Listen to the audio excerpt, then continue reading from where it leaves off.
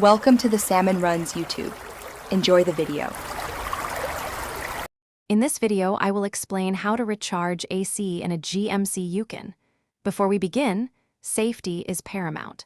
Always wear appropriate eye protection and gloves to prevent injury. Make sure your vehicle's engine is completely off and cool to the touch. This ensures a safe working environment as you locate the low-pressure service port, which is crucial for the next steps in the process. Now, let's connect the AC recharge kit. Take the quick connect fitting on the end of your recharge hose and firmly attach it to the low-pressure service port you just located. Listen for a click to confirm it's securely in place, preventing any refrigerant from escaping.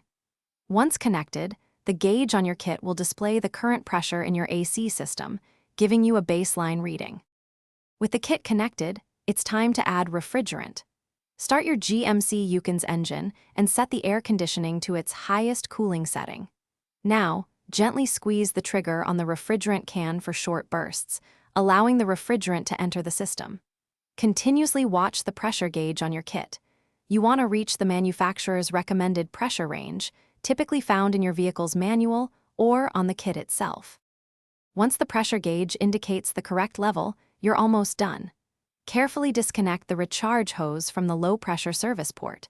It's a good idea to quickly check for any signs of leaks around the port to ensure a tight seal. Finally, turn off your engine and enjoy the refreshing, cool air from your GMC Yukon's air conditioning system. You've successfully recharged your AC. Thanks for watching. Consider subscribing if we helped you.